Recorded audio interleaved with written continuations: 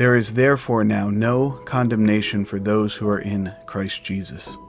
For the law of the Spirit of life has set you free in Christ Jesus from the law of sin and death. For God has done what the law, weakened by the flesh, could not do, by sending his own Son in the likeness of sinful flesh, and for sin, he condemns sin in the flesh, in order that the righteous requirement of the law might be fulfilled in us, who walk not according to the flesh, but according to the Spirit.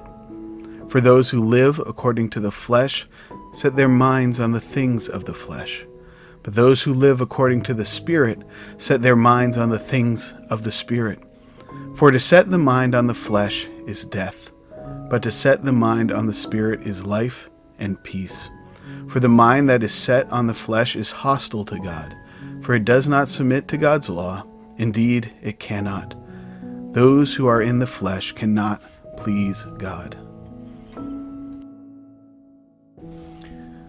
You, however, are not in the flesh, but in the Spirit, if in fact the Spirit of God dwells in you. Anyone who does not have the Spirit of Christ does not belong to him.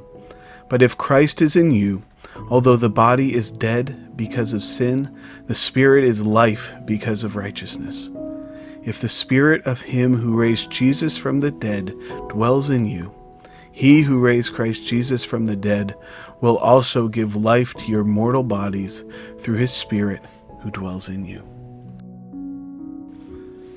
So then, brothers, we are debtors, not to the flesh, to live according to the flesh. For if you live according to the flesh, you will die.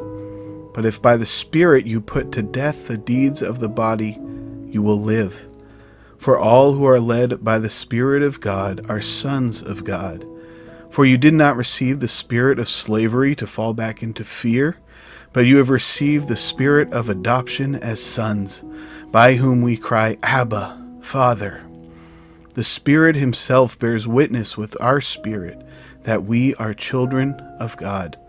And if children, then heirs, heirs of God, and fellow heirs with Christ, provided we suffer with him, in order that we may also be glorified with him.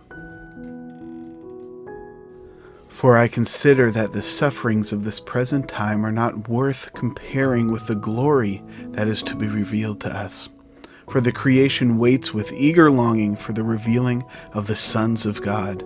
For the creation was subjected to futility, not willingly, but because of him who subjected it in hope, that the creation itself will be set free from its bondage to corruption and obtain the freedom of the glory of the children of God. For we know that the whole creation has been groaning together in the pains of childbirth until now. And not only the creation, but we ourselves, who have the first fruits of the Spirit, groan inwardly as we wait eagerly for adoption as sons, the redemption of our bodies.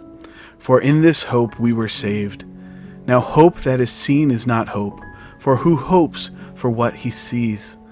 But if we hope for what we do not see, we wait for it with patience. Likewise, the Spirit helps us in our weakness. For we do not know what to pray for as we ought, but the Spirit himself intercedes for us with groanings too deep for words.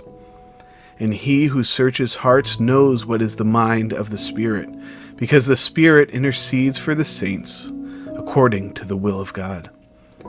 And we know that for those who love God, all things work together for good, for those who are called according to his purpose. For those whom he foreknew, he also predestined to be conformed to the image of his Son, in order that he might be the firstborn among many brothers. And those whom he predestined, he also called. And those whom he called, he also justified. And those whom he justified, he also glorified. What then shall we say to these things? If God is for us, who can be against us? He who did not spare his own Son, but gave him up for us all, how will he not also with him graciously give us all things? Who shall bring any charge against God's elect? It is God who justifies. Who is to condemn? Christ Jesus is the one who died. More than that, who was raised, who is at the right hand of God, who indeed is interceding for us. Who shall separate us from the love of Christ?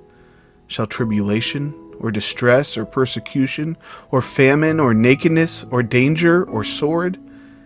As it is written, for your sake we are being killed all the day long. We are regarded as sheep to be slaughtered. No, in all these things we are more than conquerors through him who loved us.